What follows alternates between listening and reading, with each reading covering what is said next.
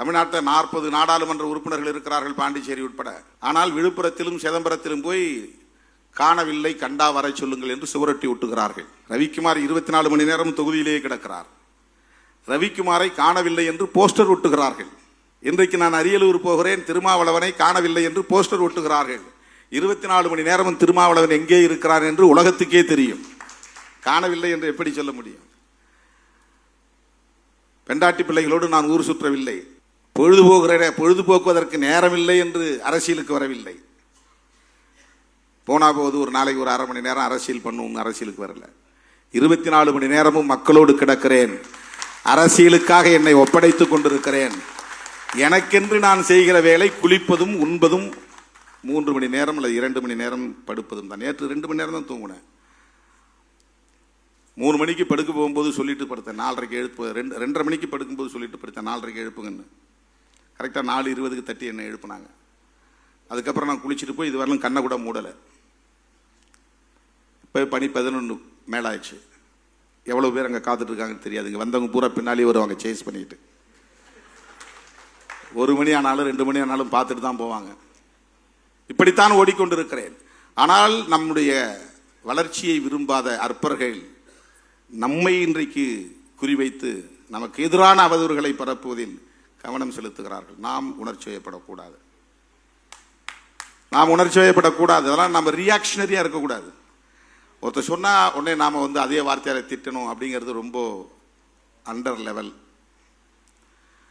அவன் என்ன வாடான்னு சொன்னால் நான் அவனையும் போடான்னு சொல்லுவேன் அப்படிங்கிறது ரொம்ப ரொம்ப முதிர்ச்சியே இல்லாத நிலை அது.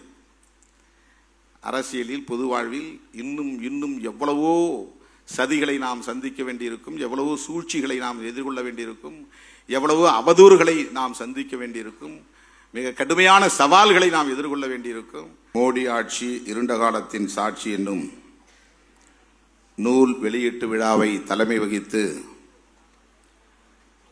உரையாற்றி விடைபெற்று சென்றிருக்கிற இந்த நூலின் பதிப்பாசிரியர் அண்ணன் நக்கீரன் கோபால் அவர்களே, அனைவரையும் வரவேற்று உரையாற்றி சிறப்பித்திருக்கிற தகடூர் தமிழ்ச்செல்வன் அவர்களே, நிகழ்வை நெறிப்படுத்தி கொண்டிருக்கிற தம்பி ரஜினிகாந்த் அவர்களே, தம்பி சாரநாத் அவர்களே,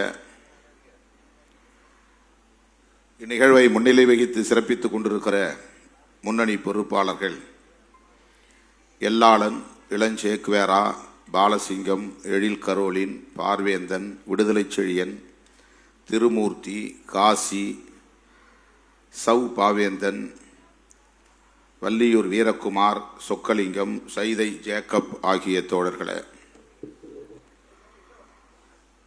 நூலை வெளியிட்டு வாழ்த்துறை வழங்கி விடைபெற்று சென்றிருக்கிற மார்க்சிஸ்ட் கம்யூனிஸ்ட் கட்சியின் மாநில செயலாளர் மதிப்பிற்குரிய தோழர் கே பாலகிருஷ்ணன் அவர்களே, இந்திய கம்யூனிஸ்ட் கட்சியின் சார்பில் பங்கேற்று உரையாற்றி விடைபெற்று சென்றிருக்கிற மாநில துணை செயலாளர் தோழர் மு வீரபாண்டியன் அவர்களே, மனிதநேய மக்கள் கட்சியின் தலைவர் சட்டமன்ற உறுப்பினர் அண்ணன் பேராசிரியர் ஜவாஹிருல்லா அவர்களே, தமிழக வாழ்வுரிமை கட்சியின் நிறுவனர் தலைவர் சட்டமன்ற உறுப்பினர் அன்பு இளவல் தி வேல்முருகன் அவர்களே, திராவிட முன்னேற்ற கழகத்தின் வர்த்தகணி செயலாளர் பெருமதிப்பிற்குரிய அண்ணன் கவிஞர் காசி முத்துமாணிக்கம் அவர்களே, தம்பி SS பாலாஜி அவர்களே, ஆதவ் அர்ஜுன் அவர்களே, எனக்கு முன்னர் இந்த நிகழ்வில் பங்கேற்று சிறப்புரை வழங்கி அமர்ந்திருக்கிற கட்சியின் பொதுச் செயலாளர் தோழர் சிந்தனை செல்வன் அவர்களே, எழுச்சி தமிழர் என்கிற இந்த பெயரை நமது அடையாளமாக ஆக்கிய நம்முடைய கவிஞர், தமிழ் தேசிய பாவலர் அண்ணன் அறிவுமதி அவர்களே, பாடலாசிரியர் பழனி பாரதி அவர்களே, புரட்சி கணல் இளையக்கம்பன் அவர்களே, கவிஞர் தமிழமுதன் அவர்களே, நண்பர் ஈசாக் அவர்களே,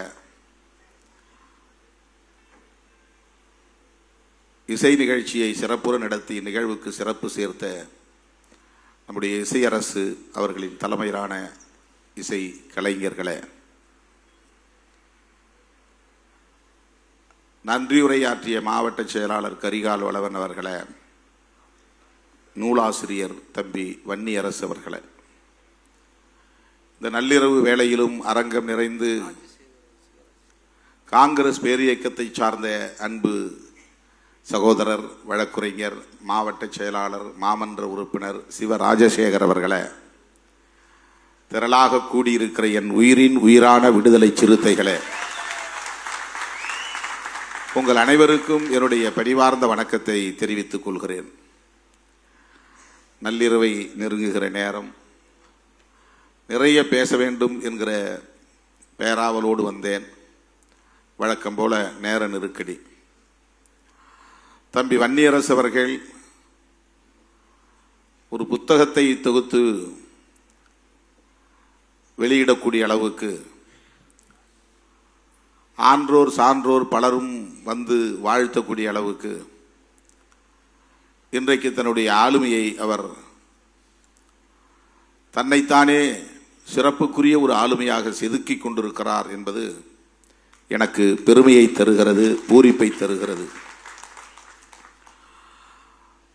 ஒரு வார ஏட்டின் நிருபராக தம் வாழ்க்கையை தொடங்கிய தம்பி ஜெயராஜ்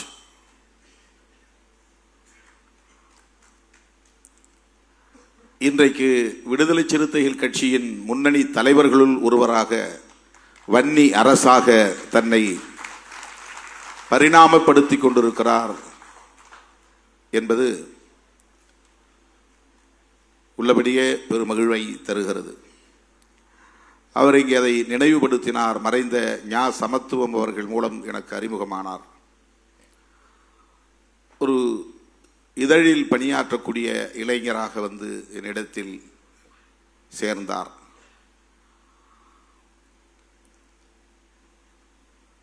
அதன் பிறகு அவர் என்னோடு நெருக்கமானார்.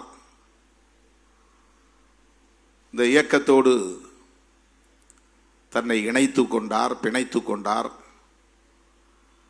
பிறகு அவரே இந்த இயக்கத்தை வழிநடத்தக்கூடிய அளவுக்கு அனைத்து வேலைகளையும் இழுத்து போட்டுக்கொண்டு செய்கிற முனைப்பு கொண்டவராக தன்னை உருவாக்கி கொண்டார். சொல்லப்போனால் அண்ணன் அறிவுமதி அவர்கள் இன்றைக்கு நம்முடைய அவையிலே வந்து அமர்ந்திருக்கிறார் என்றால் அதற்கு தம்பி வன்னியரசு தான் காரணம். பழனி பாரதி அவர்கள் நம்முடைய இயக்கத்திற்கு பாடல்கள் எழுதுகிறார் என்றால் அதற்கு தம்பி வன்னியரசு தான் காரணம். கபிலன், இளைய கம்பன், தமிழமுதன், இசையரசு போன்ற ஆளுமைகள் எல்லாம் இந்த இயக்கத்திற்கு இன்றைக்கு தூண்களாக விளங்குகிறார்கள், ஊக்கம் தருகிற உந்து சக்திகளாக இருக்கிறார்கள் என்றால் இவர்களை எல்லாம் ஒருங்கிணைத்த பெருமை தம்பி வன்னியரசை சாரும் என்பதை நான் பெருமையோடு இங்கே பதிவு செய்ய விரும்புகிறேன். எல்லோரும் எனக்கு தெரியும். ஆனால் அவர்களை எல்லாம் ஒரு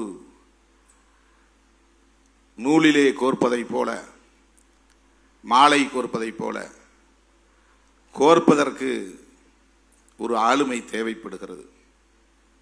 இந்த இயக்கத்தை வலிமைப்படுத்துவதற்கு தமிழ் தேசிய பரப்பில் தம்பி வன்னியரசு அவர்கள் வலிய வலிய உறவை தேடி தேடி சென்று திருமாவளவன் தலைமையில் நாங்கள் இயங்குகிறோம், சிறுத்தைகளாய் நாங்கள் இயங்குகிறோம், நீங்கள் எல்லாம் எங்களுக்கு உற்ற துணையாக இருக்க வேண்டும் என்று இந்த உறவுகளை எல்லாம் நம்மோடு கொண்டு வந்து இணைத்தவர். ஏன் வேல்முருகன் அவர்கள் கூட இன்றைக்கு நம்மோடு இவ்வளவு இணக்கமாக இருப்பதற்கு தம்பி வன்னியரசு தான் காரணம் என்றால் அதை மறுக்க முடியாது. அப்படி சொல்லிக்கொண்டே போகலாம். இன்றைக்கு இவ்வளவு பாடல்கள், இந்த இயக்க பாடல்கள் யூடியூப்பிலே கிடக்கிறது என்று சொன்னால் அவ்வளவு பாடல்களையும் எழுதுவதற்கும் அவற்றுக்கு இசையமைப்பதற்கும் அவற்றை படைப்பதற்கும் பெருமுயற்சிகளை எடுத்துக்கொண்டவர் தம்பி வன்னியரசு என்பதை நான் மகிழ்வோடு இங்கு பதிவு செய்ய கடமைப்பட்டிருக்கிறேன். எத்தனை பாடல்கள் இங்கே இன்றைக்கு நமக்காக 900க்கும் மேற்பட்ட பாடல்கள் எந்த இயக்கத்திற்கும் கிடையாது. கிட்டத்தட்ட 1000 பாடல்கள் ஒரு இயக்கத்திற்காக, இயக்கத்தின் கொள்கைகளை பரப்புவதற்காக, ஒரு இயக்கத்தின் தலைமையை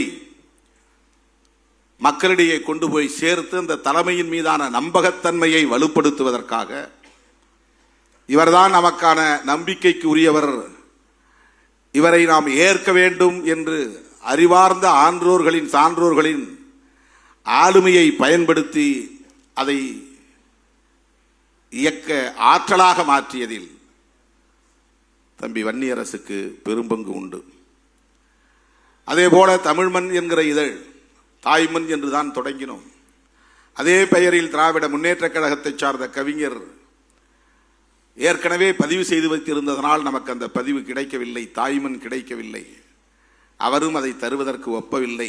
பிறகுதான் நான் சொன்னேன், தமிழ்மண் என்று தேடு, அதை பதிவு செய்வோம் என்று கேட்டுக்கொண்டேன். அந்த அடிப்படையில் தான் தம்பி வன்னியரசு எடுத்துக்கொண்ட முயற்சியின் விளைவாகத்தான் தமிழ்மண் என்கிற இதழ் நமக்கு உருவானது. நான் சட்டமன்ற உறுப்பினராக அடியெடுத்து வைத்த போது 2001 நான் சட்டமன்றத்திற்குள் அடியெடுத்து வைக்கும் படம்தான் முதல் இதழின் அட்டை படம். அப்போது இவ்வளவு பெரிய ஆளுமை உள்ள குழுமம் நம்மிடத்திலே கிடையாது. ஒரு கேமரா வாங்குவதற்கு கூட நமக்கு சக்தி கிடையாது. நமக்கு ஒரு நல்ல தட்டச்சர் கிடையாது. தன்னுடைய மனைவியையே தட்டச்சராக கொண்டு வந்து அலுவலகத்திலே அமர வைத்து தானும் தன் மனைவியுமாக, கணவனும் மனைவியுமாக பகல் இரவாய் பாடுபட்டு அந்த இயக்கத்தை, அந்த இதழ் இயக்கத்தை நிலைநாட்டிய பெருமை தம்பி வன்னியரசுக்கு உண்டு.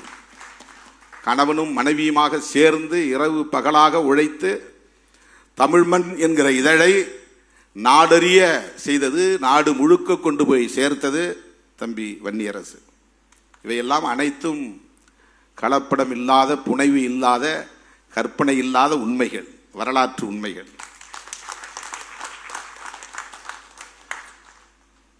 தன்னுடைய மனைவியை அழைத்து வருவதற்கு முன்பு ஒரு நல்ல ஆற்றல் உள்ள, தமிழ் ஞானமுள்ள ஒரு தட்டச்சர் தம்பி நீல புகழேந்தி, அவரை கொண்டு வந்து அந்த அவையிலே அமர வைத்தது தம்பி வன்னியரசு. இன்றைக்கும் நம்மோடு இருக்கிற கவினி வன்னியரசு கண்டுபிடித்த ஒரு ஆளுமை. இன்றைக்கும் நம்மோடு அவர் இருக்கிறார். அதே போல குறும்படங்கள் இயக்கத்திற்கு, அதே போல ஈழத்தமிழர்களுடன் இருக்கிற தொடர்புகள்,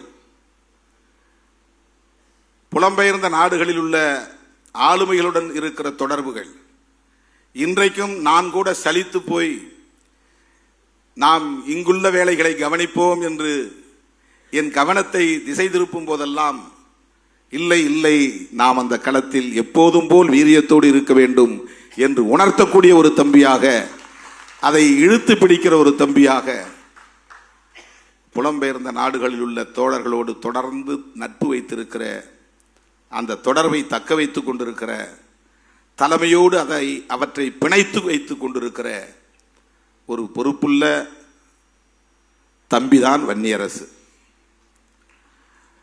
ராஜசேகர் சொன்னதை போல அவர் உணர்ச்சி வயப்பட்டு சில பதிவுகளை செய்வது உண்டு, மேடைகளில் பேசுவது உண்டு. தமிழ் மண்ணுக்கு தலைப்பிடுகிற போது கூட அவர் ராஜரிஷியில் பெற்ற பயிற்சியின் அடிப்படையில் சில நேரங்களில் தலைப்பு கரடுமுரடாக இருக்கும்.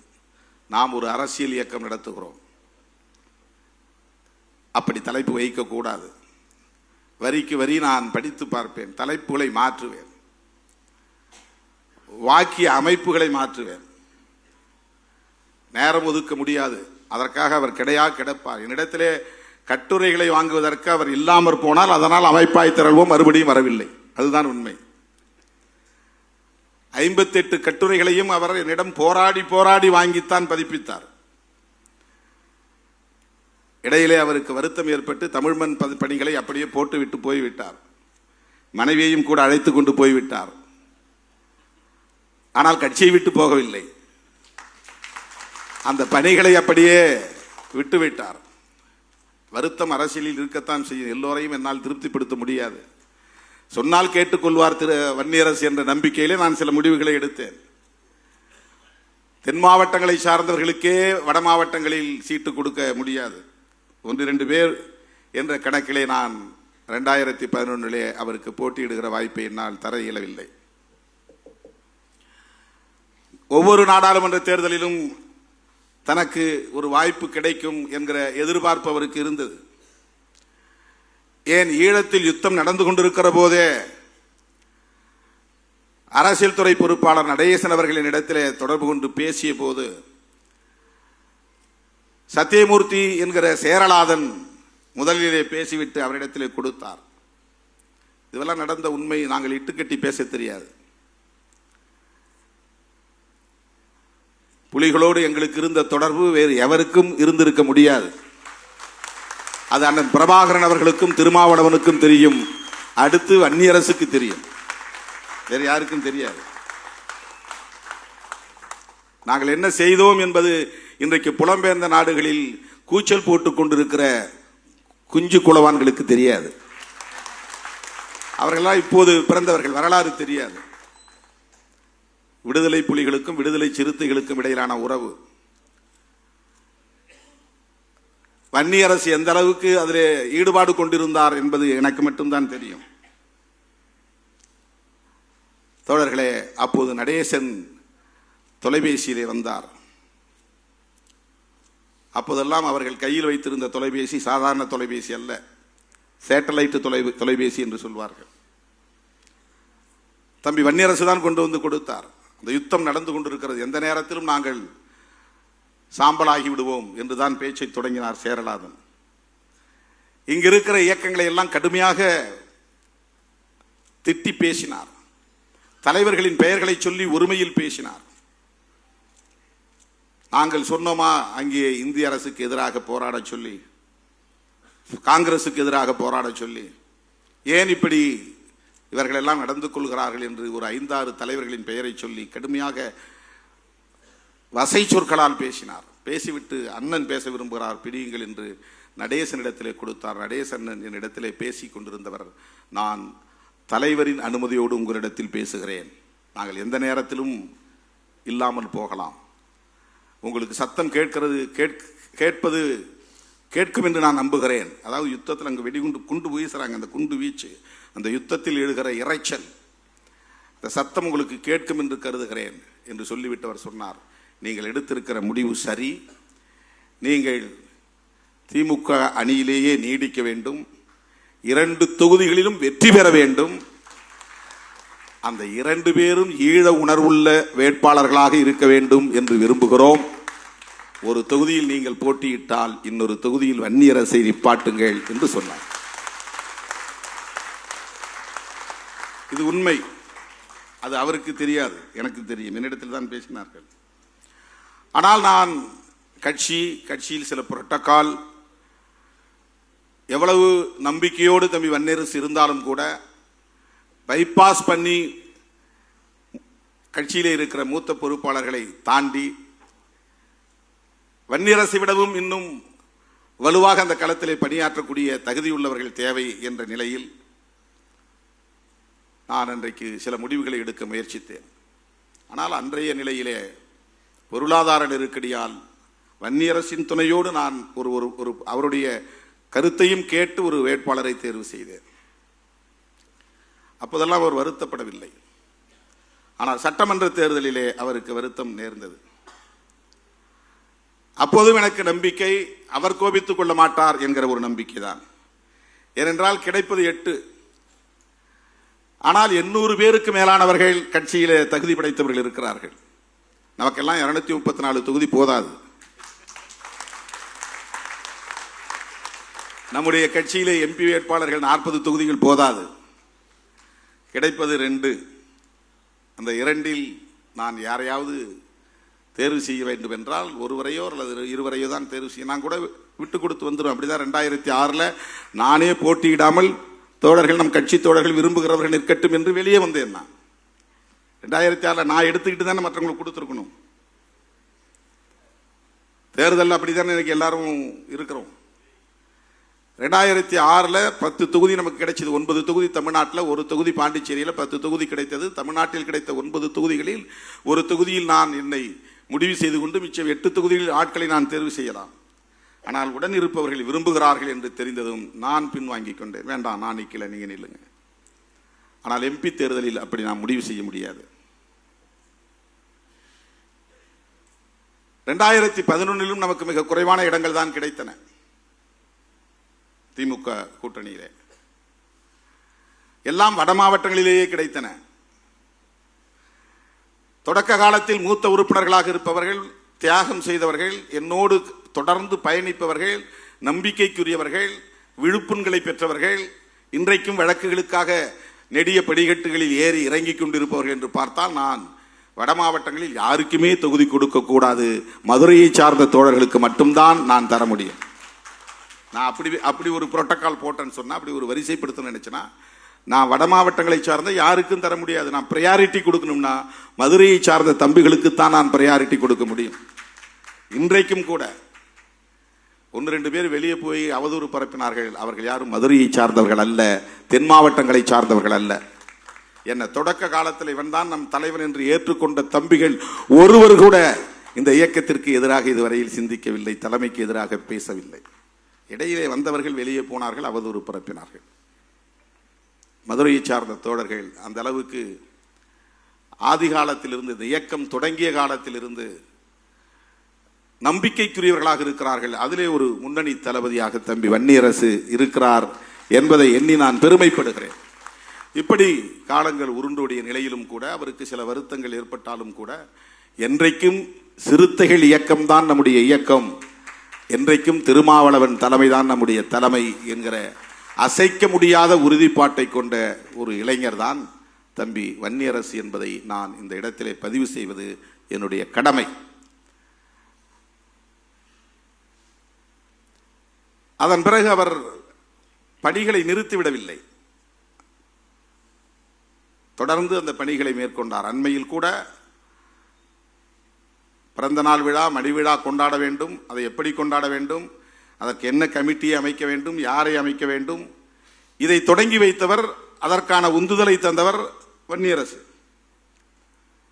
மணிவிழா தொடக்கத்தை வெற்றிகரமாக நடத்துவதற்கும் மணிவிழா நிறைவை நடத்துவதற்கும் கூட, மணிவிழா நிறைவை நடத்துவதற்கு இயலாமற் போனது, காலம் தள்ளி போய்விட்டது, நடத்தியே தீர வேண்டும். நான் அறிஞர் பெருமக்களிடமும் உங்களை பற்றிய கட்டுரைகளை எல்லாம் தொகுக்கப் போகிறேன் என்று என்னிடத்திலே ஒப்புதல் பெற்று மிகப்பெரிய பணி, அது மிகப்பெரிய பணி. இன்றைக்கு இருக்கிற கட்சியினுடைய வெள்ளி விழா மலராக இருந்தாலும், பொன்விழா மலராக இருந்தாலும், இன்றைக்கு மணிவிழா மலராக இருந்தாலும், இதற்கு 100 விழுக்காடு தம்பி வன்னியரசு தான் முழு பொறுப்பெடுத்துக் கொண்டு செய்தார். திருமாமணி என்கிற பெயரில் மணிவிழா மலரை இன்றைக்கு நாம் கொண்டிருக்கிறோமே, அந்த மணிவிழா மலரில் 60க்கும் மேற்பட்ட அறிஞர் பெருமக்கள் கட்டுரைகள் எழுதியிருக்கிறார்கள். அது வெறும் திருமாவளவன் துதி அல்ல, விடுதலை சிறுத்தைகளின் அரசியல் கோட்பாடு குறித்த கட்டுரைகள், நாம் எந்த களத்தில் நிற்கிறோம் என்பது குறித்த கருத்துக்கள். நான் தேடி போய் அண்ணா அறிவுமதி அவர்கிட்ட பேசுறதுக்கு நேரம் கிடையாது. எனக்கு பழனி பாரதி அறிமுகமே கிடையாது.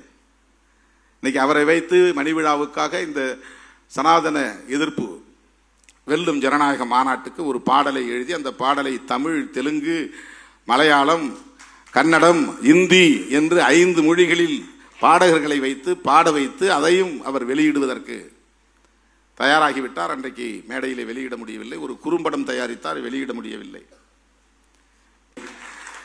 இவ்வளவு நாம் உடன் இருக்கிறோம், நமக்கு ஒரு வாய்ப்பு தரவில்லை, ஒரு சட்டமன்ற உறுப்பினராக, நாடாளுமன்ற உறுப்பினராக போகிற வாய்ப்பு அமையவில்லை என்கிற ஏக்கம் இருக்கலாம்.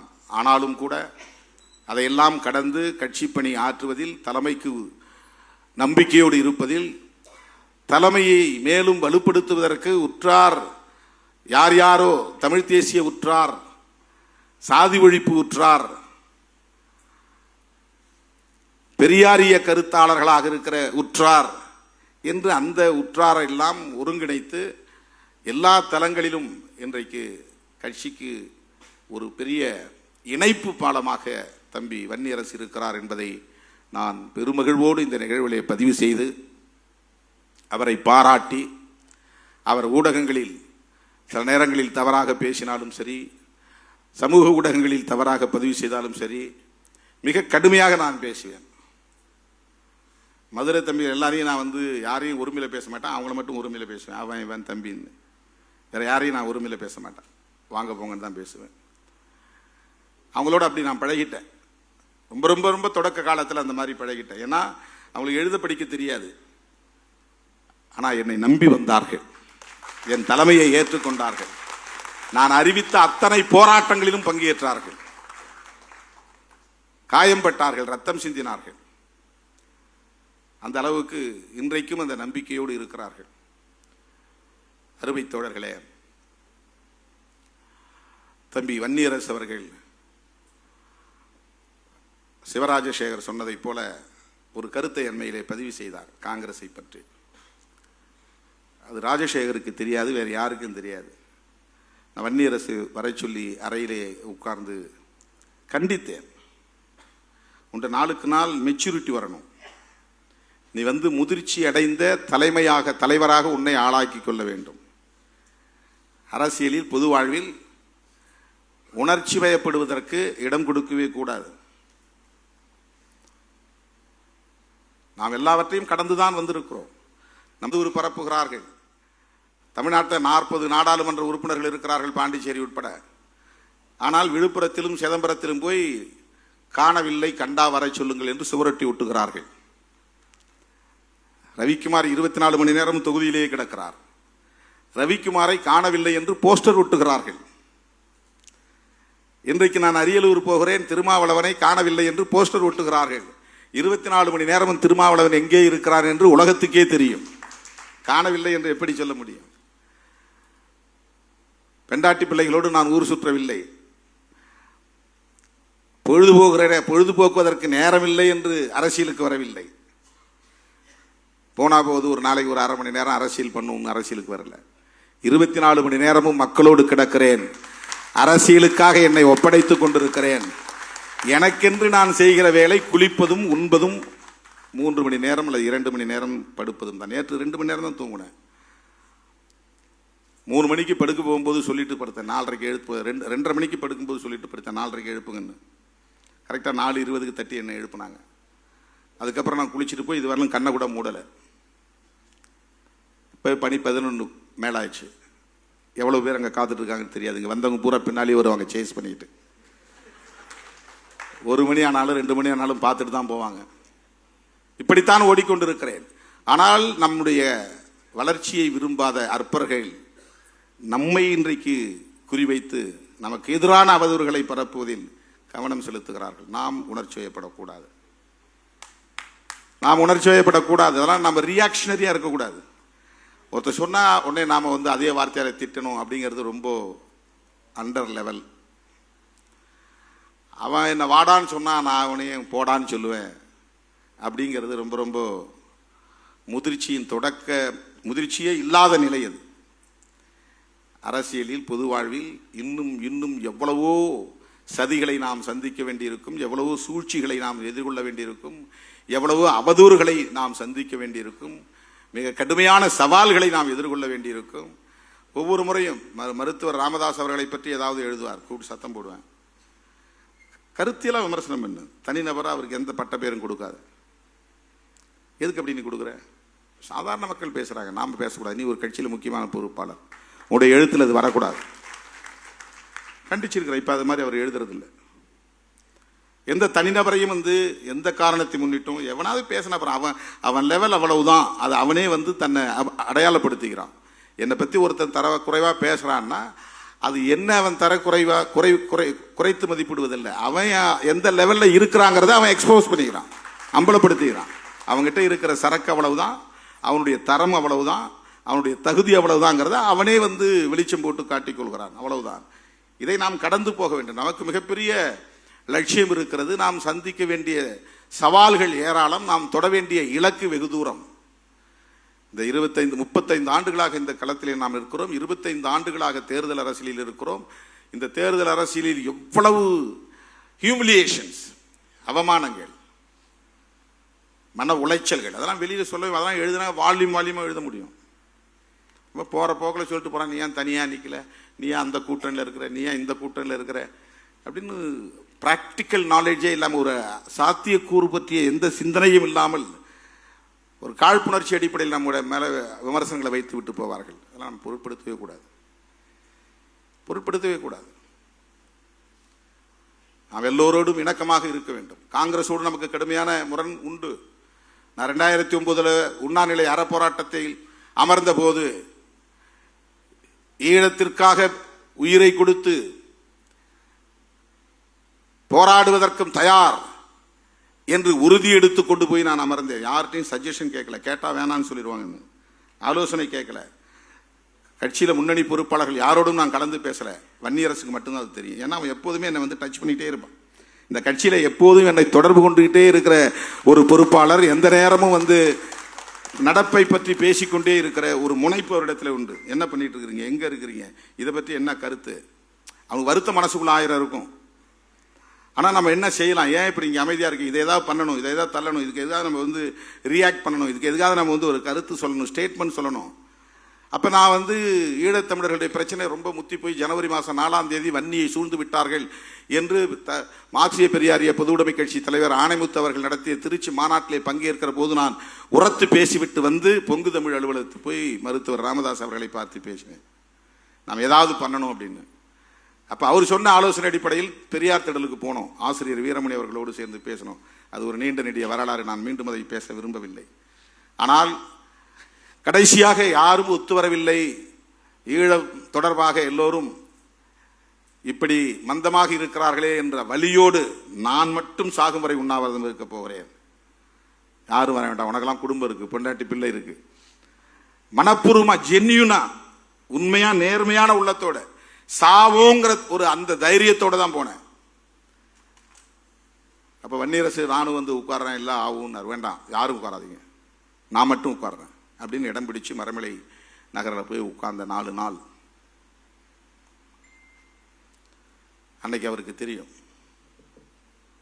தோழர்களே, அந்த உண்ணாவிரதத்தின் போது ஈழத்துக்கு ஆதரவாக போராடக்கூடிய சக்திகள் ஓடி வந்து என் பக்கத்திலே அவர்களும் சேர்ந்து அமர்ந்திருந்தால், ஊக்கப்படுத்தி இருந்தால், விட வேண்டாம் என்று என்னை கட்டாயப்படுத்தி இருந்தால், தொடருங்கள் என்று உந்துதல் தந்திருந்தால், 5வது நாள் 6வது நாள் பொங்கல் முடிந்து, அது அப்போ பொங்கல் டேஸ், எல்லாம் பொங்கல் கொண்டாடி இருந்தாங்க.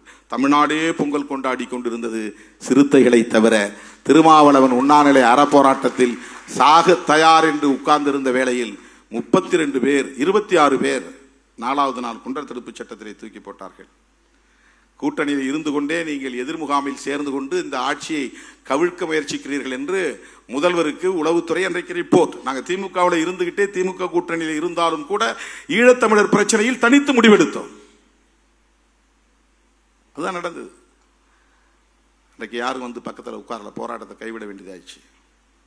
மருத்துவர் ராமதாஸ் தான் வந்து என்னை கட்டாயப்படுத்தி நிறுத்தவும் சொன்னார், நாம் 2 பேரும் சேர்ந்து பண்ணுவோம். ஆனால் அவரை யாரும் விமர்சிக்கல.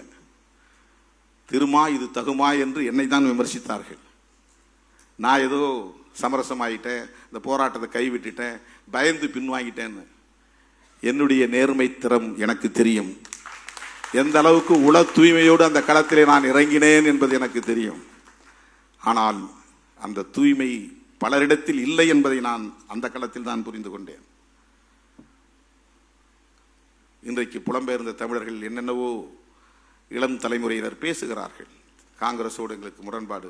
அந்த கூட்டத்தில் காங்கிரஸை பற்றி நான் பேசினேன், கடுமையாக விமர்சனம் செய்தேன். ஆனால் இன்றைக்கு நான் காங்கிரஸ் கூட்டணியில் இருக்கிறேன், சமரசம் செய்து கொண்டு அல்ல, பதவி என்கிற அடிப்படையில் அல்ல. இந்திய அரசியல் சூழலில் காங்கிரஸோடும் இணைந்தால்தான் சனாதன பாசிச பயங்கரவாதிகளை வீழ்த்த முடியும். அந்த பொட்டன்ஷியல் பவர் காங்கிரஸுக்கு இருக்கு. அது ஆட்சிக்கு வராமல் இருக்கலாம், எண்ணிக்கை குறைவா இருக்கலாம். நேஷனல் பார்ட்டி, தேசிய கட்சி என்று வருகிற போது பிஜேபிக்கு எதிராக இன்றைக்கு ஒரு கட்சி தேசிய அளவில் இருக்கிறது என்றால் அது காங்கிரஸ் கட்சி தான். காங்கிரசும் இடதுசாரிகளும் சேர வேண்டும் என்பதை 10 ஆண்டுகளாக பேசுகிறோம். முதலாக மோடியை வேட்பாளர், பிரதமர் வேட்பாளர் என்று அறிவித்த போது கடுமையாக கண்டனம் தெரிவித்து ஆபத்தை உணர்த்தி பேசிய இயக்கம். அதை இன்றைக்கு SVR அவர்கள் தன்னுடைய அணிந்துரையிலே பதிவு செய்திருக்கிறார். பாசிசம் வாசல்படியில் என்று ஒரு ஆய்வுக் கட்டுரை நான் எழுதினேன். இங்கே உள்ள இடதுசாரி சிந்தனையாளர்கள் கூட அந்த ஆபத்தை அன்றைக்கு உணராமல் இருந்தார்கள்.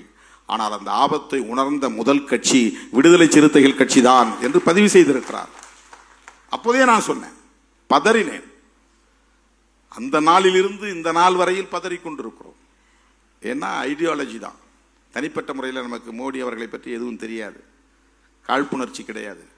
பிஜேபி பற்றி தனிப்பட்ட முறையில் நமக்கு எந்த முரண்பாடும் கிடையாது. இந்த நாட்டை பாதுகாக்க வேண்டுமானால் அவர்களின் கோட்பாடு சனாதனம் என்கிற பாசிசம் வலுப்பெற்று விடக்கூடாது. அதனால தான் இப்போ கூட நாம் தென்னிந்தியாவிலேயே இவிஎம்ஐ எதிர்த்து 2 கட்ட போராட்டத்தை நடத்திய இயக்கம் விடுதலை சிறுத்தைகள் கட்சி தான். 2 கட்டம் போராட்டம் நடத்தியிருக்கிறோம். 2வது பேசும்போது நான் சொன்னேன், தேர்தலில் நாங்கள் போட்டியிடாமல் புறக்கணிக்கவும் தயாராக இருக்கிறோம் நாட்டை காப்பாற்றுவதற்கு, இவிஎம்ஐ தடுப்பதற்கு என்று. இதெல்லாம் நான் வெறும் பேச்சா பேசல, ஆழ் மனதிலிருந்து சொல்றேன். அந்த அளவுக்கு ஆபத்து இருக்கு என்கிற காரணத்தினால் சொல்லுகிறேன். சும்மா நாங்கள் 2 பேரும் ஜெயிச்சு போறதுனால ஒன்றும் பெரிய மாற்றம் நிகழ்ந்துட போறதில்லை. ஆனா இவிஎம்முக்கு எதிராக போராட வேண்டிய தேவை இருக்கிறது. அந்த உணர்வை மக்களிடத்திலே வளர்க்க வேண்டிய தேவை இருக்கிறது. அதை நான் ஆழமாக உணர்ந்த நிலையில் தேர்தலை புறக்கணிக்கவும் தயார் என்று நான் சொன்னேன். தோழர்களே, தேர்தல் நெருங்கிக் கொண்டிருக்கிறது. தமிழ்நாட்டில் அவர்கள் என்னதான் தலைகீழாக நின்றாலும் அவர்களால் இங்கே வேரூன்ற முடியாது, காலூன்ற முடியாது என்கிற நம்பிக்கை நமக்கு உள்ளது. அதிமுகவின் வாக்கு வங்கியை தம் பக்கம் ஈர்க்க வேண்டும் என்பதற்காக மோடி இன்றைக்கு பல்லடத்திலே பேசுகிற போது எம்ஜிஆர் அவர்களையும் ஜெயலலிதா அவர்களையும் வானளாவ புகழ்ந்து பேசியிருக்கிறார். ஜெயலலிதா அம்மையார் உயிரோடு இருந்தபோது மோடியா லேடியா என்று சவால் விட்டவர். கருத்தியலாக அவர்களுக்கு பெரிய முரண் கிடையாது, அமைப்பு ரீதியாக அவர்களுக்கு முரண். மோடி கிரேஸ் என்பது, மோடி சம்பந்தப்பட்ட ஒரு ஈர்ப்பு என்பது அதிமுக தொண்டர்களையும் ஈர்த்து விடக்கூடியதாக இருந்துவிடக் கூடாது. அதை தடுக்க வேண்டுமானால் மோடியை எதிர்க்க வேண்டும் என்கிற உத்தியை அன்றைக்கு ஜெயலலிதா எடுத்துக்கொண்டார். அவருக்கு சனாதனத்தில் முரண்பாடோ அல்லது அயோத்தியா பிரச்சனையில் முரண்பாடோ ராமர் கோவில் கட்ட வேண்டும் என்பதிலே முரண்பாடோ எதுவும் கிடையாது. பிஜேபிக்கு என்ன ஸ்டாண்டோ அதுதான் ஜெயலலிதாவுடைய நிலைப்பாடும். ஈழத்தமிழர் பிரச்சனையிலும் அப்படித்தான். அருமை தோழர்களே, மோடி இன்றைக்கு தமிழ்நாட்டை குறிவைத்து காய்களை நகர்த்தி கொண்டிருக்கிறார். திராவிட இயக்க அரசியலை நீர்த்து போகச் செய்ய வேண்டும் என்பது அவர்களின் முக்கியமான குறிக்கோளாக இருக்கிறது. திராவிட அரசியலை நீர்த்து போகச் செய்வதன் மூலம் அவர்கள் சனாதன அரசியலை நிலைநிறுத்த முடியும். அதுதான் முக்கியம். அவங்க முதல்ல திமுக இன்றைக்கு ஆளுங்கட்சியாக இருப்பதனால் பெரிதாக அவர்களை ஒன்றும் செய்ய முடியாது. பலவீனமாக இருப்பது இன்றைக்கு அதிமுக. அதிமுகவை சிதறடித்து விட முடியும் என்று கணக்கு போட்டு வேலை செய்கிறார்கள். அதிமுகவை சார்ந்த தொண்டர்களே, தலைவர்களே, எச்சரிக்கையாக இருங்கள். இது என்னுடைய தோழமையான வேண்டுகோள். உங்கள் கட்சி அழிய வேண்டும், உங்கள் கட்சி சிதைய வேண்டும் என்று சராசரி அரசியல்வாதியாக நான் ஒருபோதும் கருத மாட்டேன். நீங்களும் திமுகவும் இங்கே எதிரும் புதிருமாக 50 ஆண்டுகளுக்கு மேலாக இருந்ததனால்தான் இங்கே சனாதன சக்திகளால் காலூன்ற முடியவில்லை. உங்களோடு நமக்கு முரண்பாடுகள் இருக்கலாம், எங்களோடு உங்களுக்கு முரண்பாடுகள் இருக்கலாம், உங்களுக்கு இடையிலே முரண்பாடுகள் இருக்கலாம். ஆனால் நீங்கள் இருவரும் இங்கே வலிமையான சக்தியாக இருந்ததால் தான் பிஜேபியாலும் இங்கு ஒன்றும் செய்ய முடியவில்லை. சொல்ல போனால் காங்கிரசும் மீண்டு எழ முடியவில்லை. எம்ஜிஆர் என்ற ஒரு ஆளுமை இல்லாமல் இருந்திருந்தால், திமுக காங்கிரஸ் என்கிற போட்டியே தொடர்ந்திருந்தால், அடுத்து திமுகவுக்கு எதிராக காங்கிரஸ் ஆட்சிக்கு வந்திருக்கும். காங்கிரஸ் வர முடியாமலே போனதற்கு எம்ஜிஆர் ஒரு காரணம். காங்கிரஸ் தமிழ்நாட்டில் மீண்டெழ முடியாமல் போனதற்கு அதிமுக ஒரு காரணம். ஆகவே அதிமுக திமுக என்கிற 2 வலிமையுள்ள சக்திகள் இங்கே தொடர்ந்து இருதுருவமாக போட்டியிட்டுக் கொண்டிருந்த நிலையிலே, போராடி கொண்டிருந்த நிலையிலே சனாதன சக்திகளால் இங்கே காலூன்ற முடியாமல் தடுக்கப்பட்டது என்கிற வரலாற்று உண்மையையும் நாம் மறந்துவிட முடியாது, மறைத்து விட முடியாது, மறுத்து விட முடியாது. சில பேர் என்ன சொல்றான், இவர் இங்கே சீட்டு போடுறதுக்காக பேசுறாருங்கிறான். அது அவன் புத்தி, எனக்கு இல்லை. எடப்பாடியை பாராட்டி ட்வீட் போட்டா அங்கேயும் சீட்டு போட்டு வைக்கிறார் திருமாவளவன் 2 சீட்டுக்குன்னு. கிடையாது, அந்த மாதிரி சராசரி ஆள் அல்ல திருமாவளவன். இன்னும் திருமாவளவனை புரிந்து கொள்வதற்கு நீங்கள் வெகு தூரம் பயணிக்க வேண்டும். உங்கள் லெவல் ஆஃப் அண்டர்ஸ்டாண்டிங் அவ்வளவுதான். என்னை புரிந்து கொள்வதற்கு உங்களுக்கு இன்னும் பயிற்சி தேவை, சிந்தனை பயிற்சி தேவை. அப்படித்தான் நான் பார்க்கிறேன். நான் கணக்கு போட்டு இப்படி சொன்னா அவரோட உறவை தொடரலாம், இப்படி சொன்னா இவரோட உறவை தொடராங்கிற அடிப்பெல்லாம் கிடையாது. உண்மையிலே சொல்றேன், சனாதன சக்திகள் இங்கே காலூன்றாமல் இருக்க வேண்டுமானால் அதிமுக நீர்த்து போகக்கூடாது. அப்படின்னா நீங்க வளர வேண்டாமா? காலம் கனியும், மக்கள் தீர்மானிப்பார்கள். உழைப்பு தீர்மானிக்கும். 400 அப்படின்னு போய் வண்டியில் ஏற முடியாது. நானும் முதல்வர் என்று போய் நான் வண்டியில் ஏற முடியாது. அப்படி தம்பட்டம் அடிக்கிற சராசரி ஆள் அல்ல நான். தமிழ்நாட்டு மக்கள் ஒரு நாள் தெளிவை பெறுகிற போது துணிவை பெறுவார்கள். சிறுத்தைகளை அமர வைக்க வேண்டிய இடத்தில் அமர வைப்பார்கள். அப்படித்தான் 25 ஆண்டுகளாக இந்த களத்திலே தாக்கு பிடித்து நிற்கிறோம். ஒரு பைசா கையில காசு கிடையாது, தம்படி பைசா கிடையாது. தேர்தல் அரசியலை அடியெடுத்து வைத்த போது எப்படி இருந்தோமோ அப்படித்தான் இன்றைக்கும் இருக்கிறோம். 4 எம்எல்ஏ இருக்கலாம், 2 எம்பி இருக்கலாம். ஆனால் அன்றைக்கு எப்படி இருந்தோமோ அப்படித்தான் இன்றைக்கும் இருக்கிறோம். அதனால்தான் யாராலும் நமக்கு கருத்தியல் ரீதியாக பேச முடியல. தனிநபர் ரீதியாக அவர்களால் இங்கே பேரம் பேசினார், அங்கே பேரம் பேசினார், இப்படி மாற்றி பேசினார், அப்படி மாற்றி பேசினார், எந்த குற்றச்சாட்டை வைக்க முடியவில்லை. இது எதற்கு நான் சொல்லுகிறேன் என்று சொன்னால், நாம் நம்முடைய கருத்தியலில், நம்முடைய கோட்பாட்டில், நம்முடைய கொள்கையில் உறுதியாக இருந்து தொடர்ந்து இணைந்து பயணிக்க வேண்டும். காலம் கனியும் போது மக்கள் நம்மை ஏற்றுக்கொள்வார்கள். 15 வருஷத்துக்கு முன்னாடி நான் சொன்னேன், 20 வருஷத்துக்கு முன்னாடி சொன்னேன், கல்லெடுத்து வீசுகிற தம்பி ஒரு நாள் என் மீது பூவெடுத்து வீசுவான் என்று சொன்னேன். நான் ஒன்றும் ஞானி இல்லை. பூவெடுத்து வீசுகிறார்கள் இன்றைக்கு. அருமை தோழர்களே, இந்த களத்தில், இப்படிப்பட்ட இந்த பயணத்தில் எனக்கு பல வகையிலும் உற்ற துணையாக இருக்கிற தம்பி இன்றைக்கு ஒரு நூலின் படைப்பாசிரியராக, எழுத்தாளராக பரிணமித்திருக்கிறார் என்பதை எண்ணி நான் பெருமைப்படுகிறேன், வாழ்த்துகிறேன், பாராட்டுகிறேன். அனைவருக்கும் என்னுடைய நெஞ்சார்ந்த நன்றி, வணக்கம்.